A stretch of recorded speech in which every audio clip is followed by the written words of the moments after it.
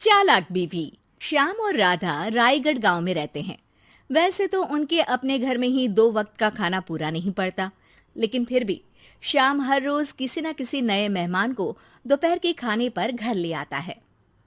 एक दिन राधा कहती है, ये क्या है जी, जब आपको पता है कि हमारे पास अपना पेट भरने तक का खाना पूरा नहीं होता, फिर क्यों रोज किसी न किसी नए मेहमान को घर लेकर आ जाते हो?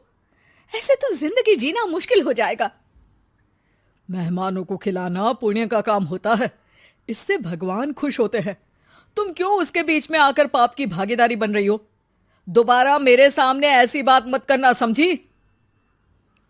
इसी तरह राधा बहुत बार श्याम को समझाने की कोशिश करती है, पर वो हर बार एक ही बात बोलकर उसे चुप करा देता है। इन्हें समझाना तो बेकार है।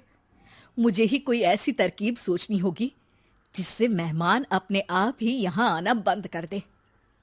राधा तरकीब सोचने में लग जाती है और इसी तरह कुछ दिन बीत जाते हैं। एक सुबह श्याम बिना कुछ बताए जल्दी घर से निकल जाता है और राधा अपने काम में लग जाती है। कुछ घंटों बाद श्याम अपने एक दोस्त के साथ घर वापस आता है। सुनो राधा, आज दोपहर के लिए 3 मेहमानों का खाना बनाकर रखना, और याद रखना उनकी खातिर में कोई कमी ना हो।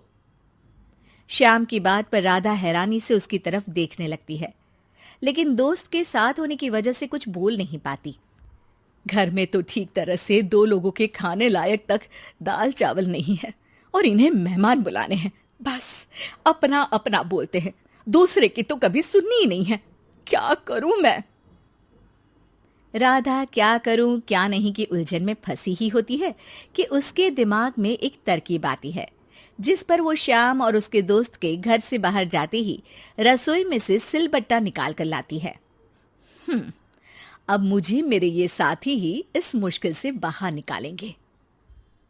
राधा सिलबट्टे पर रोली, चावल और हल्दी डालकर उसे मेहमानों के बैठने की जगह पर ले जाकर रख देती है। कुछ ही देर में वो तीनों मेहमान भी घर पहुंच जाते हैं। आइए जी, पधारिए, हमें आपका ही इंतजार था। जी शुक्रिया। श्याम भाई कहाँ हैं? वो ना बस आते ही होंगे, तब तक आप बैठिए ना। जैसे ही वो तीनों अपनी जगह पर बैठते हैं तो सामने पूजा किए सिलबट्टे को रखा देख असमंजस में पड़ जाते हैं। और बहन, ये सिलबट्टे की पूजा कर इसे यहाँ क्यों रखा है? क्या ये आपके यहाँ का कोई रिवाज है? अरे नहीं नहीं, वो तो मेरे पति की मन्नत है, इसलिए पूजा की है। हैं? सिलबट्टे पर कैसी मन्नत? मेरे पति ने मन्नत ली है कि वो अपने मेहमानों को खाना परोसने से पहले इस सिलबट्टे से 3 बार उनके सिर पर मारेंगे। राधा की ये बात सुन तीनों मेहमानों के चेहरों की हवाइयां उड़ जाती है, जिसे देख राधा मन ही मन हंसती हुई उन्हें दिलासा देते हुए कहती है, अरे आप लोग फिक्र मत कीजिए, ज्यादा तेज नहीं मारेंगे, बस 3 बार जरा सी थपकी। और ये सुनते ही तीनों मेहमान डर से कांपते हुए तुरंत अपनी जगह से उठ खड़े होते हैं।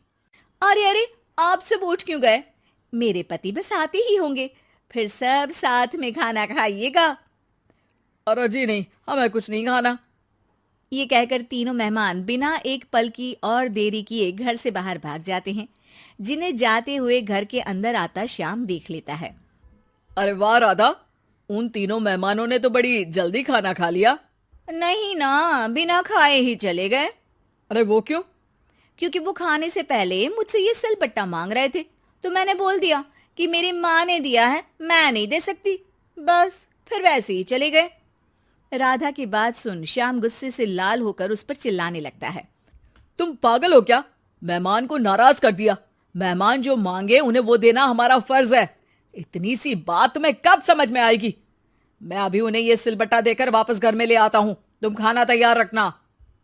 अब श्याम सिलबट्टा उठाए घर से बाहर निकल जाता है और मेहमानों को ढूंढना शुरू कर देता है, जो उसे पास में ही एक पेड़ के नीचे बैठे दिखते हैं।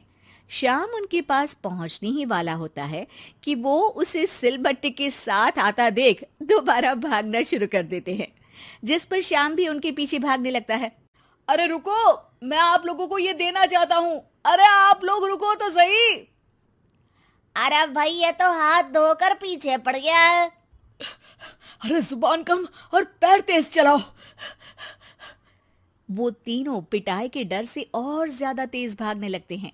इसी तरह तीनों मेहमान आगे आगे और श्याम सिलबट्टे के साथ उनके पीछे पीछे पूरे गांव में घूमते हैं, जिससे धीरे धीरे गांव में ये खबर फैल जाती है कि श्याम दयालु और उदार इंसान तो है, लेकिन अब से वो किसी की भी मेहमान नवाजी से पहले सिलबट्टे से 3 बार उसके सिर पर मारेगा, जिसके प्रभाव से अब लोग उसके घर खाने पर आना बंद कर देते हैं। मैं तो उन्हें सिलबट्टा देने जा रहा था और लोगों को लगा कि मैं मार रहा हूं। कितना बड़ा बेवकूफ हूं। अब मेरी ही वजह से कोई यहां खाने पर आने के लिए तैयार नहीं है।